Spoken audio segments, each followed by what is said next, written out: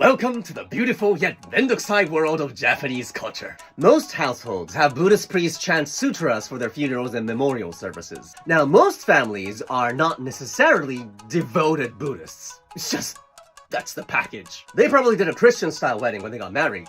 Japanese people, when it comes to important events, they think it's like a religious buffet. Anyway, after the priest finishes chanting, you give them a money offering in an envelope. The problem is, there is no price tag to their services. So you ask, how much will this be? And then you almost always get this reply, okimochi de. Which directly translates to, feeling. It's supposed to mean, however much you feel you'd like to give us will be appreciated.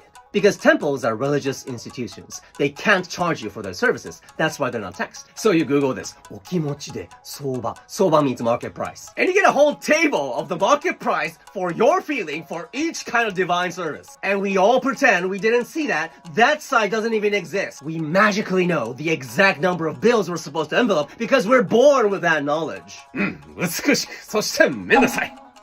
Welcome to the beautiful yet mendokusai world of Japanese culture. Today, we look at the cultural mess in Japanese wedding receptions. Honestly, no one likes being invited to a wedding reception. That's not true. It only costs an arm and a leg. Shopping to dress up, the mandatory congratulatory gift of 30,000 yen or more, transportation, all for a couple who's gonna get divorced anyway. And we happily bear these expenses because it's a friend's big day. Why would anyone do this to a friend? Why wouldn't you do this for a friend? Now, as you probably know, the adult world is all about etiquettes. The adult world likes to complicate things for sport. If you're asked to make a speech for the reception, it's your chance to immerse yourself in the beautiful galaxy of the Japanese language. It's a pitfall into the mendokusai abyss of the Japanese language. Japan holds an ancient belief system called kotodama, where we believe that words carry magical powers, and whatever we say will eventually come true. We used to curse people with this power. So there are just a few words we're not supposed to use at wedding receptions because we want to wish for a happy wedding. Half the Japanese vocabulary becomes off limits because apparently marriage is just so fragile that it will break because someone mentioned a negative sounding word or two. Words that are associated with breaking up needs to be avoided, so make sure you edit your speech before the day. You edit like a maniac because of a stupid rule. I'm honored to witness the end of another chapter in Isao's life. I'm honored to witness the conclusion of another chapter in Isao's life. We both struggled in school. School was a challenge for both of us. By the time we left home, by the time we set out, please cut the cake. Please insert the knife into the cake. I'm so happy he now has a precious someone. What? What's wrong with precious? Precious in Japanese is taisetsu, and it includes the kanji for cut. You can't be serious. After almost a decade, we finally reunited. What problem do you have with reuniting? Reunite in Japanese is saikai, and it includes the kanji for repeat. We don't want people to repeat marriages. Who is deciding these things? Thank you. Now I'd like to hand the mic to the next speaker. There shouldn't be a next wedding. Let me take pleasure in expediting you to your next life! 美しく、そしてめんどくさい!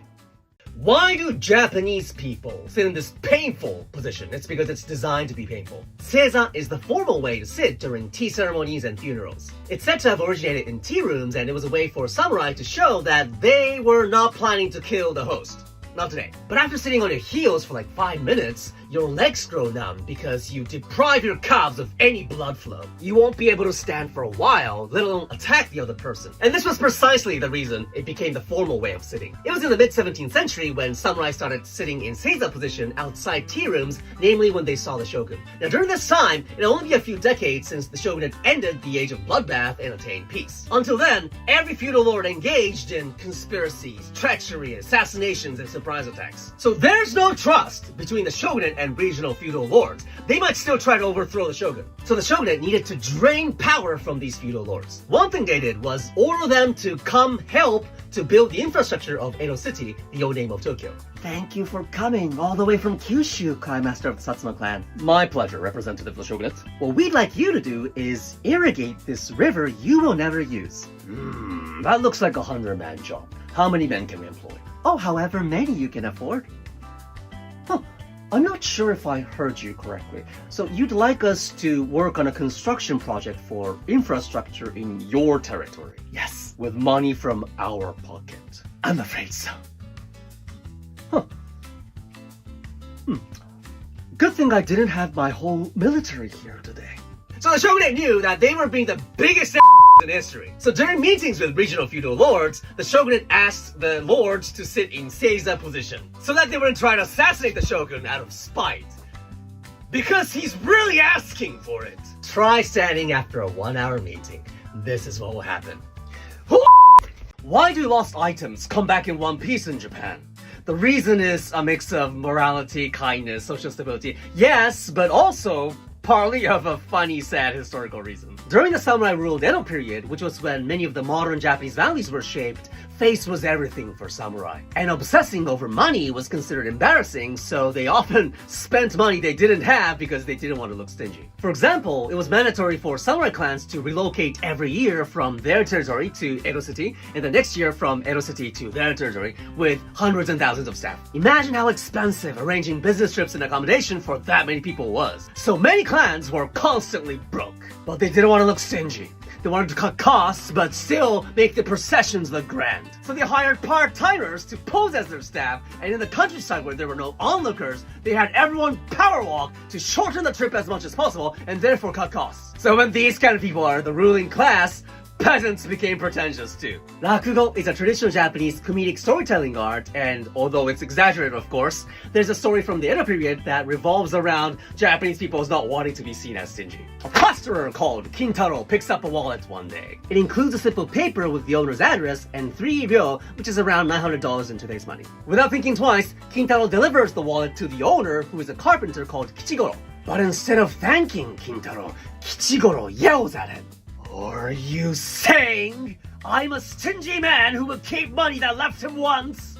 You better keep that money to yourself, young man. What kind of exceptional jerk are you? I would have come here in the first place if I were a lowly scum who stole people's money. I'm not taking it, you weird import trade. So they have a fist fight and go to court. The judge asks Kishijiro why he didn't take the money. I was trying to feel good about losing that money by telling myself I used up all my bad luck for this year. And then this guy comes along and says he wants to give it back to me. Then the judge asks Kintaro why he didn't take the money. If I were the type of man who could just pick up opportunities off of the floor, I would have been promoted years ago. So that's what's behind the reason Japanese people are honest. Please keep in mind that whoever delivered your purse to the police did so with mixed feelings about his cultural personality. Do you know why in pre-modern Japanese prints, women, like always, wear these ornaments that look awfully like ear picks? You know why? Because they're frickin' ear picks! In the 18th century, the ruling samurai class was not having it, with peasants growing wealthier while samurai were growing poorer. A large part of the reason was that samurai income was taxed in the form of rice. For the longest time, rice was almost the only thing people spent money on because every day was like life or death in the age of nationwide battle royal. But when samurai finally stopped fighting each other and peace was attained, people started spending money on things other than rice. So with less demand for rice, the value of rice kept going down, meaning samurai income was growing smaller and smaller. So it was time for a samurai tantrum, and the samurai government issued a set of laws prohibiting the purchasing and use of luxuries. You guys only get to buy necessities, because samurai are supposed to be cooler! So peasants were not allowed to wear anything made of expensive material or with elaborate design or color. But the citizens of Edo were not gonna yield to stupid meathead samurai rules, so they came up with all sorts of loopholes. Now, hairstyling was crucial for Japanese women to glam up, so they teamed up with craftsmen to come up with a solution. Seppuku by fire at night, silk sheets and kimono, oh why? Hey, you're not supposed to wear that many hairpins! These are ear picks. Necessity. Why would a person need 4 ear picks? Let me ask you, officer. Do you share a toothbrush with your siblings? No. We are a family of 4. Good afternoon.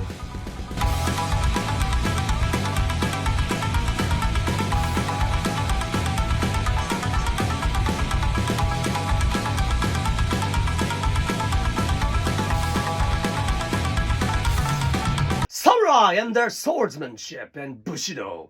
Cool stuff.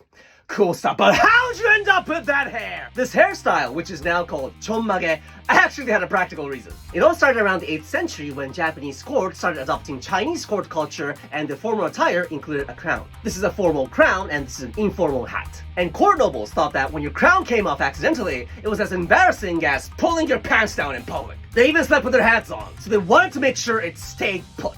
So they eventually tied their hair like this, and this was eventually called mage, and they tied the crown to this mage. Several centuries later, samurai became leaders of Japanese society, and in their age, like every neighbor problem led to a battle. So they would put on armors and helmets quite often, let's say this is a helmet, and they soon noticed something very inconvenient. Yeah, before your eyes stands the mightiest warrior of the Azai family, here to kick you!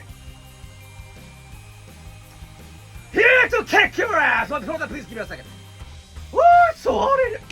The Japanese summer is very humid, so their heads were constantly sweaty and itchy, but they couldn't take their helmets off because the #1 cause of death in battle was arrows that could fly into your head anytime. These samurai could aim like GPS-guided missiles on caffeine, while you can't even keep your pee inside the bowl. So at one point, someone in the samurai class said, "That's it! I'd rather live bald than die with hair!" So they picked off each hair with tweezers, all so that they could focus on the battle. This bald part was called sakayaki, and it means rising moon glow. A few more centuries later, peace was attained nationwide and there was no more need to wear helmets. But this hairstyle had become a symbol of samurai loyalty that they were ready to fight anytime. So scholars, doctors, and priests didn't have a sakayaki. They grew hair here to show that they were not the types to engage in violence, and some samurai did it too to show that they were more forward-thinking people. Meanwhile, some peasants imitated the samurai hairstyle, kind of like how we may get the same hairstyle as a celebrity we like, and then that became the norm. The difference was that while samurai liked to tie their mage very tightly, like wearing a formal suit, peasants liked to tie their mage a little loosely, as if to wear baggy clothes for comfort. And they didn't pluck their hair, because ouch, they shaved instead. Now, older people who were actually balding had very little mage, and their hairstyle as a whole was called chonmage because the word for little in Japanese is chotto, and it was called chon then. So the word chonmage might have been used as an insult. And then, in the late 19th century, Japan recommended that its people cut their hair short so that they wouldn't look so exotic to the Western world. The emperor cut his hair short to lead by example, and then Japanese people stopped tying their hair into a mage. Having a mage was considered backward when the whole country was trying to modernize. So perhaps that's why we call all types of mage chonmage now. Nowadays, only sumo wrestlers have a chonmage. So from today, you're gonna call your balding dad Rising Moon Glow. Shintoism is often argued as not being qualified as a religion. And that's a reasonable argument, because when you ask a Japanese person the question, "Are you Shinto?" the answer you'll get, at best, is, maybe. Sometimes. So when are these sometimes? One is when you need to pass an exam! Some shrines, like the Fushiminari Shrine and Higashimaru Shrine in Kyoto, are known to enshrine gods that bless you with luck and academic success. They even promote themselves, because otherwise, not this many people will come. It's a cutthroat industry. Especially between January and March, right before the entrance exam weeks, you might see a lot of parents who drag their teenagers there. And these people, it's not like they come to these shrines regularly. It's probably their first or second time in Kyoto. Okay, after this Higashimaru Shrine, let's go pray at Fushiminari Shrine too. Because you're clearly not ready for the exam! Fushiminari is one of the biggest shrine groups with almost 20,000 branches all over Japan. They're the most iconic because if you go to a local shrine and you see statues of foxes, that's a Fushiminari franchisee. They're associated with luck in harvest, business, or pretty much anything related to success. They've diversified their portfolio over centuries. So of course your local Inari shrine offers academic success as one of the items on their list of blessings. But some locals will be like, this branch shrine is not powerful enough. It's only good for your math tests! So these mega shrine organizations explain that Shinto gods can reside in multiple locations simultaneously. They can divide themselves like how East does through budding. And like East, their powers remain the same even after they bud. So please don't worry, the god at your local shrine is the real shit. But that marketing doesn't work on Japanese people when it comes to important things like college entrance exams. Pack your things, we're going to Fushiminari HQ, because I'm not gonna pay tuition for another year of cram school. And I always wanted to go to Kyoto! So that's how we are Shinto at selective timings, like New Year's. Dating was hard mode in ancient Japan. Around 1,000 years ago, during what we call the Heian period, people of the nobility carried out completely different courting customs centering around poetry. If I rate the public safety level of Japan now at like 80, the public safety level of the Heian period was like minus 5,000. So nobles kept their precious daughters within their manors, and it was very rare that they went outside. At some point, noble women felt that showing their faces in public at all was as embarrassing as how Japanese women now might feel about attending a wedding reception without makeup. So noblemen rarely had a chance to meet women face to face. It was like the dating arena now, minus workplaces, minus online dating platforms. Hard mode! Once they found out about a supposedly beautiful princess of another noble family, their first move was to write a letter. And it was not just a letter. It needed to include a poetic verse that more or less followed a 5-7-5-7-7 syllabic structure. It needed to mention a witty observation about nature, a seasonal flower needed to be attached, bonus points if the paper looked and smelled good. But why would you need to care about all these formalities? Here's why. It's because the letter goes through parental screening. Madam, a letter has arrived from a gentleman. Well, what do we have here? Summon my ladies-in-waiting. It's time for microscopic scrutiny. A reference to falling cherry blossoms. Timely, but textbook poetry. Boring. I like his penmanship, though. A hint of sandalwood and a lot of agarwood. This boy's rich. Madam, the council approves of this gentleman. Alright girls, we'll ignore this first letter in accordance to our long tradition of playing hard to get. Meanwhile, initiate Operation Background Check. So the guy had to send 3, 4, 5 letters of consistently high quality to pass the initial parental screening. An exceptional pointer skills could compensate for his disadvantage in wealth or noble rank. So these nobles raised the bar, but these poetic courting practices were also shared with peasants. Villagers had mixer parties before sowing seeds in spring, and only men who could improvise witty poems that teased women the right way got laid. Imagine how hard men studied poetry. Dating carries different challenges in different times. To be honest, have you guys ever wondered, what is a shogun exactly? Was he a king? Then why is there an emperor? During much of Japanese history, the shogun was practically the ruler of Japan, but not technically the ruler of Japan. The emperor was technically the ruler of Japan, but not in a practical sense. The history of politics in pre-modern Japan is very complicated, but to put it simply, if Japan were a company, the emperor was like the owner of the company, and the shogun was like the CEO who did the actual running of the company. The emperor and the imperial court used to own and manage Japan, but they didn't do a particularly good job in many areas. Peasants were starving and getting killed everywhere because of the imperial court's general ignorance towards anything outside of Kyoto, the capital then. They didn't even set up police organizations outside Kyoto. So peasants had to arm themselves to protect themselves, their crop, their land, and their loved ones. That's why samurai came about in rural areas. Because the court didn't give a shimane prefecture about their lives. So samurai were these military professionals positioned under the emperor and the imperial court. So whenever the court had a dispute within itself and they had to fight each other, who did the actual fighting? The samurai. So after each civil war was settled, the court and samurai were like, well done, samurai general. Way to go choking the last breath out of the faction I don't like. Now you can hog all the power there is. You can go home now. In this battle, many of us lost several siblings. Some of us lost our offspring. Hypothetically, let's say we didn't get compensated in any way. I wonder whose last breath we might be choking out next.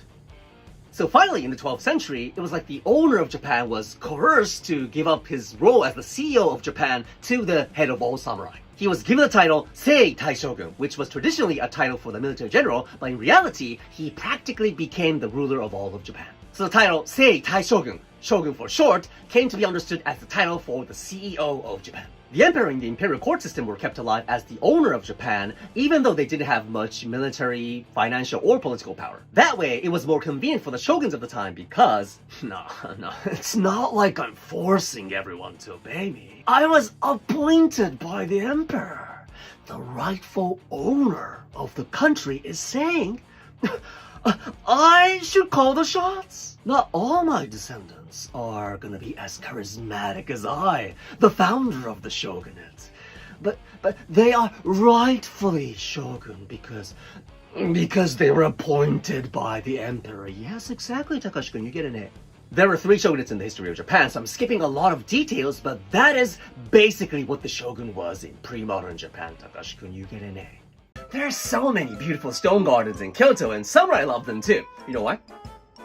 Due to budgetary reasons, nobles and samurai lords up to around the 15th century liked having huge green gardens. Scaled down mountains and lakes, inspired by breathtaking mother nature, made viewable from the comfort of your home. They loved it. Every rich family had one. But in 1467, war broke out among a bunch of power-hungry nobles and samurai. The Onin War took place in Kyoto and it lasted 10 years. So Kyoto was like flattened. Everything went on fire, including the homes and gardens of nobles and samurai who lived in Kyoto. Now during this time, Zen Buddhism was becoming popular in the samurai world because its stoic approach to enlightenment resonated with the stoic way of life of the samurai. And luckily for samurai, Zen provided not only spiritual help, but also practical solutions to their biggest problems. I spent like 3 years' worth of my income on a new garden last year. And I had maybe 1 cup of tea in the serenity of the space before the Yamana samurai family came in and trampled all over everything. They glazed my garden with their blood, body parts, and intestines. I had a little hut on that little artificial island over there. But apparently, fire arrows are a thing these days. One thing I don't like about battles is that they cost a shitload of money. I'm a samurai. I live for and off of battles. I'm supposed to entertain these intrusive thoughts, but my bills tempt me. And that's why Zen has really helped me. I can focus on the now, not when the bills are due. This counseling session is great. Let's talk about something more mentally stimulating, shall we? So Zen Master-san, why is it that you guys make your gardens out of stones and pebbles and make them look like rivers and waterfalls? Do you hear the sound of the river? There is no river nearby. But now that you mention it, I do recall the sound of a river in my mind. Yes, we can choose to feel things. We can feel a garden without the garden. But we cannot feel the garden without our choosing to feel it. So which shall we keep? Our real garden? Or our choice to engage with the world around us? Okay, but don't you want to see the sexy shadows cast from trees? The smell of real grass? Nothing beats the experience of walking along the banks of a body of maintenance is easier. How much does it cost to build a stone garden, like compared to my old green garden? It's about this much. A tenth! Where are my servants? Go get them pretty stones! So stone gardens claim space in the repertoire of Japanese garden styles. What did people in history do in the face of silly laws issued by dictators? Let me share an example from Japan. The people of Edo City, or in other words, the people of Tokyo in pre-modern Japan, remained unfazed because the shogunate made all sorts of silly laws that were implemented and cancelled, so they were used to it! They always came up with workarounds, and through workarounds, they thrived than ever before. The Edo period was a peaceful, warless time, so businesses could actually grow, so commoners were getting wealthier and wealthier. But samurai, as the ruling class, despised labor, so they didn't produce anything. They just received the same annual salary in the form of rice. As commoners got richer, they used their money on things other than rice, luxuries. So the value of rice was growing relatively weaker and weaker, which means the value of samurai income was growing smaller and smaller. Some commoners were living super comfortably, while many samurai were struggling financially, and they had to engage in labor secretly, making umbrellas and lanterns behind closed doors because it was embarrassing to be seen working. So they were like, wait, aren't we supposed to be the ruling class? So it was time for a samurai tantrum! One day, the shogunate issued a law prohibiting commoners from purchasing or wearing kimonos with elaborate designs or colors. Starting today, you commoners can only wear brown, gray, and navy because those are sad colors! No purple, no red because those are cool colors and we can't afford no bigger complex patterns because that makes you guys look too cool! And we look sorry! That'll remind you who's on top, huh, commoner? Bow down to power! Okay.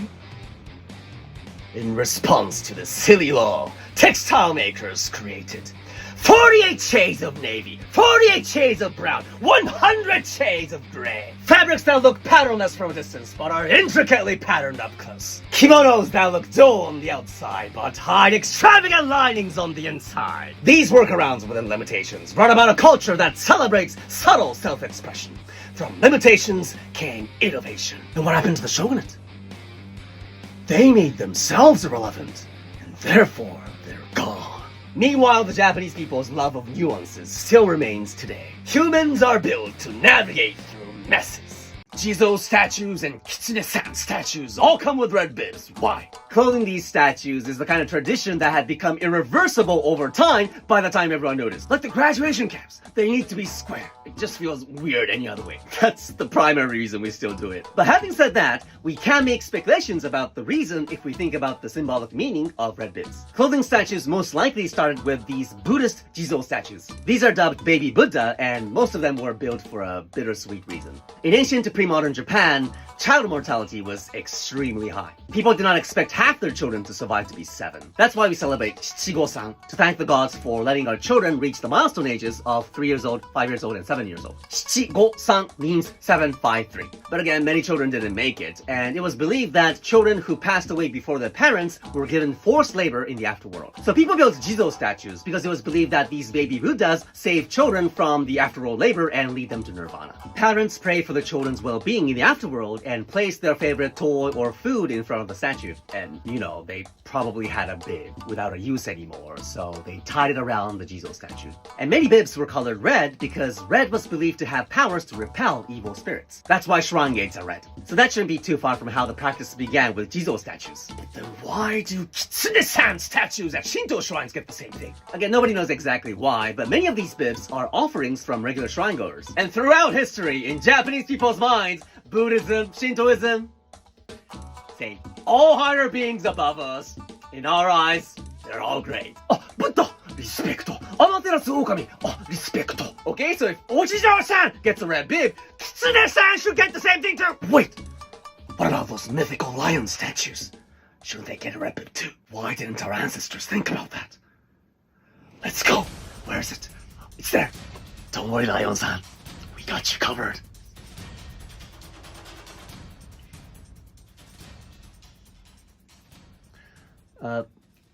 This is a design decision? What do you mean? Clothing this macho animal with a bib feels like clothing Dwayne Johnson with a bib. Which is cute, but in a funny, cute way. Like when we put masks on them during COVID. Yeah, they're fine. They got a mane. Wait, what about Usagi-san? We better hurry. Let's go! Don't worry, Usagi-san. We got you covered.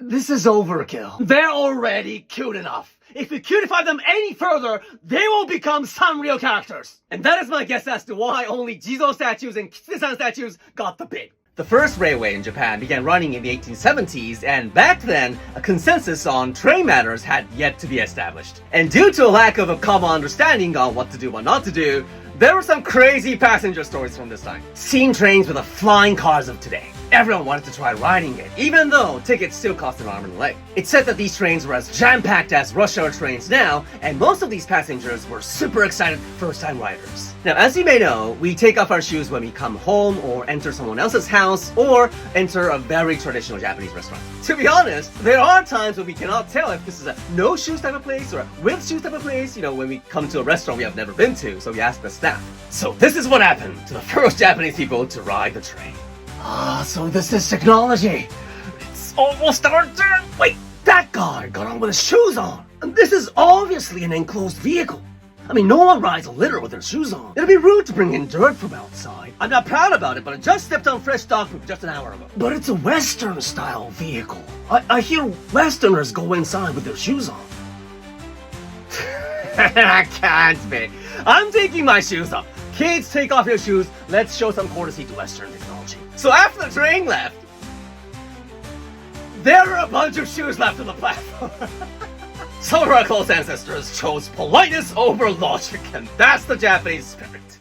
Why were so many ancient Japanese paintings drawn on sliding doors and folding screens? What did they have against drawing on plain paper or walls like in Europe? The reason is in ancient Japanese people's living spaces. There were no walls. 100,000 years ago, while peasants lived in dugouts made of dirt and hay, court nobles in Kyoto lived in massive manors built in a style called the Shinden-zukuri. So this is my new home. Finally complete. I have a question, Architect-san. Yes, my lord. Where are my walls? Without the walls, air from outside can permeate throughout your manor. The structure is built on stilts to promote air circulation to combat humidity. You're right. This setup makes the dreadful hot summers of Kyoto bearable. And winters unbearably cold! No matter where I am inside, the icy Siberian wind finds me! No worries, we've made these sliding doors so that you can make walls anytime you'd like. And please use these folding screens to divide your room even further. That's genius! How convenient. Architect-san. Now I'm lonely. This is like in the 8th to 12th century, but I feel like I'm trapped in office space with a tight budget. Can you, like, paint beautiful stuff on the doors and the screens? Oh, what would you like painted? Can you paint nature? Because I always want to be connected with it. But I'm rich, so nature should come to me. I'm glad the samurai overthrow your nobles from power in the 13th century. And that is why ancient Japanese paintings are often drawn on sliding doors and folding screens. So next time you see them at Japanese art exhibits, tell your mental Asian Japanese noble to go play outside for once. How are Japanese kids disciplined? You know how we grew up learning the consequences of being dishonest or selfish through stories like Pinocchio or The Boy Who Cried Wolf. Japan of course does that too, but some Japanese prefectures take a more direct approach. Akita Prefecture is best known for its annual ritual at the end of the year. A deity called Namahage pays a visit to every home, just like Santa. The only difference is that while Santa brings presents, what Namahage brings is fear and interrogation sessions. So imagine you're age 5 and this guy storms into your house and starts bellowing like this. What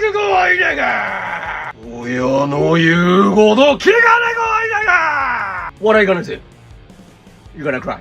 And etch that face on your brain forever as that day you nearly got eaten. They're the envoys of the local gods who come to check if the locals haven't been slacking off in life. So they approach every home, roaring to, build up the fright. When children hear them from afar coming close, they really think it's the end of their life. And while they're in tears, the family needs to be ready to be interrogated over food and sake, so it goes like this.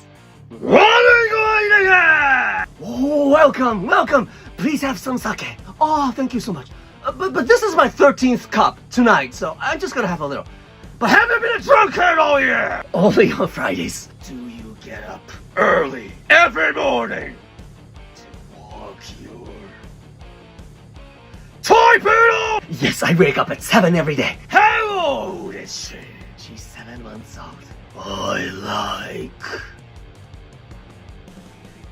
her howdy! I need to interrogate your kid next. Did you do your homework? Did you eat your carrots? And your broccoli? Was it tasty? Christmas is nice, it's like, if I'm a good boy this year, Santa's gonna reward me with a present. But in Japan, it's not like that. Behaving is standard operation, not for extra credits. Remember that rowdy kid in school? Let's have Namahage-san come and eat him. How do Japanese parents tell their children to listen? Before they started bestowing iPads, and even before treats, Japanese parents have traditionally relied on yokai to make their kids listen. Yokai are spiritual creatures in folklore that have very specific behaviors. There are like 1,000 of them. And some of these yokai make perfect threats for children if they don't do what their parents want to do right now. My favorite such yokai is a variant of Yuki-onna, or Snow Maiden. This story is from Iwate Prefecture, up north where there is heavy snow. So the story is told like this. I'm gonna slid down the snow gazillion times today. Taichi, remember to come back before sundown. Gazillion times. Taichi, if you don't come back before sundown, the Yuki-onna will come and get you. Who's this Yuki-onna? You don't want to know. I want to know. It's a beautiful lady dressed in all white. and she appears with a cow in tow. One sight of her, and it's too late. What happens at the sight of her? You lose control of your body and won't be able to run. She will wave at you like this, and your legs will carry you toward her, even if you don't want them to. And she will start slowly milking her cow. She will scoop the milk into her palms and gesture for you to drink it. And what happens if I drink the milk? Nobody knows, because they didn't come back. I'll be back by noon! Why does she make you drink milk? The random specificity brilliantly amplifies the fright. Psychological counselors say it's not good to use ghosts and yokai as threats on children. Creating an object of fear in children's imagination can instill unnecessary trauma. Yabavi, my child. If you babysit this guy for a month and not cry, then I'll listen to you. But we are in the 21st century. Maybe it's time to revisit this old custom. Taichi, I need to tell you something. I have been lying. Yuki-onna won't come, even if you don't come home before sundown. Then what happens if I don't come home before sundown? You'll get lost in a whiteout, freeze, and that'll be it with your life, like what happened to Sato-san 2 years ago. Same thing! Yokai are euphemism for all the real dangers out there, so use them! Do you like Sencha, Japanese green tea? You will like it even more after hearing the story. An early form of Sencha was invented during the Samurai Road Edo period, and it reached Edo City, the old name of Tokyo, around the mid-1700s. But back then, tea was like the hot chocolate of early modern Europe. Only the wealthiest people, like high-ranking samurai and sick-rich merchants, could afford it. They showed off their wealth by serving tea to their guests. Commoners could never. At cafes, clean water cost like 250 yen in today's money, which is like $1.50. Cheap sake cost the same, so everyone drank sake when they were thirsty. And Sencha cost like 4,000 yen, like $25 a cup. Now to enjoy Sencha fully, you'll want a tea time treat to go with it, like yokan. Yokan is a thick, sweetened red bean jelly. It doesn't sound appetizing when you describe it in English, but I promise it goes extremely well with green tea. Toraya is the most famous and oldest traditional confectionery brand known for yokan. Now, like tea, sugar was extremely expensive during the Edo period, and so was yokan. It was like one of those French truffles that cost $250 a piece. So even high-ranking samurai and sick-rich merchants served tea and yokan together reluctantly. My lord, are we gonna serve this yokan to our guests today? Yes, but slice it as thin as paper. More to the right. More to the right. So if you don't want to serve yokan, we can go with a cheaper treat. Do you not remember what I told you? In the samurai world, pretentiousness is everything! So they served thin slices of yokan, hoping the guests would not eat it. And guests knew what yokan were worth, so they pretended to be full and left them untouched. Japanese manners could get really painful. The host served yokan, they didn't eat it, so they took it back. The host served the same slices to another guest, they didn't eat it, so they took it back. Until the sugar in the yokan crystallized and turned it all white. You can't serve that to a guest anymore because it looks bad, so it finally became the host's tea time snack. Nowadays, Sencha is served at restaurants for free. Yokan costs the same as chocolates. When you enjoy your tea time with Sencha yokan, you are living in the people's dreams! Happy tea time! Have you ever dreamed of being the ruler of your country? No? Good, because listen to this tear-inducing story of Japanese shoguns. There were 15 shoguns during the Samurai Road Edo period, and they were supposed to be dictators and everything, but they exercised no control over their meals. First of all, the shogun's food had to be tested for poison, so 3 testers ate whatever was cooked, waited for an hour or so, and made sure no one died, no one died, no one died. Okay, then they brought the food to the shogun. But Edo Castle was huge, so from the kitchen to the shogun's room, journey. So by the time the food arrived, 2 hours had passed, so the shogun never got to eat hot meals in their lives. Look at those commoners chugging food with, what's that coming out? Steam. Now, pre-modern Japanese people didn't have many protein sources because they had this belief system that considered blood and red meat impure. They ate fish like once or twice a week. Meanwhile, the shogun ate fish every breakfast, but it's not as pretty as it sounds. The only fish he was allowed to eat was the kisu, or sand borer. Why? Because the kanji for kisu is made of a radical that means fish and a radical that means delighted. That's the reason! No, kisu tastes good, especially if it's made into a tempura. But tempura was prohibited in Edo Castle because the first shogun died right after he ate tempura. So the 2nd to 15th shogun never had tempura. Look at those commoners eating. What's that? Tempura? I can hear the crunch from here. Not only that, the shogun's chef rinsed the fish's oil off like there was no tomorrow, even if that's what makes the juicy flavor. Master Chef, you've been rinsing for the past hour. Shut up and chop! If the shogun gets sick from the oil, you know what's gonna get chopped next? You know, I've always wondered, are all fish this crumbly? But the shogun could not leave any leftovers because if he did, someone's head's gonna be chopped off. I don't want the chef to die. He's a nice guy. Okay, I'm done. And that was the shogun's meal. So just remember, all of you guys are happier than the former ruler of Japan. As a parent, do you have trouble pulling your children off their phones to go visit their relatives? In Japan, it's a teeny bit easier in New Year's, because they hand out cash. Otoshidama is a New Year's money gift. It's an essential part of Japan's New Year's tradition, and also the only essential part for Japanese kids. Usually, grandparents put cash in these cute little envelopes and give them out to their cute little grandchildren. But what's going on in their minds is not cute at all. Thank you, Grandpa. This shall be exchanged with the latest Pokemon game at Big Camera on our way home. Dad, what time are we going home? Thank you, Grandma. This shall be exchanged with a sick amount of merch from my favorite VTuber.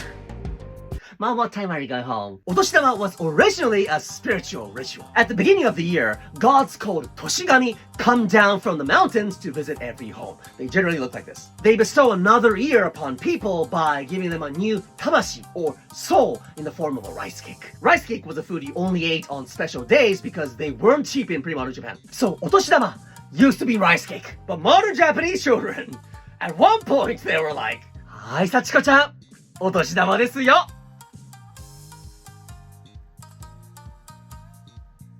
What am I supposed to do with this? Sachiko-chan, as a junior high school girl, what I need is an up-to-date stock of the trendiest line stamps. Line stamp? Nani, Sachiko-chan? I am asking for 10,000 yen, not even 5,000.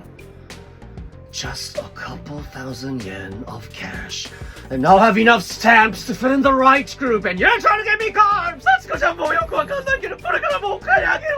Okay, so culture and tradition need to adapt to the times. So if you marry a Japanese person and your spouse has nieces and nephews, be ready.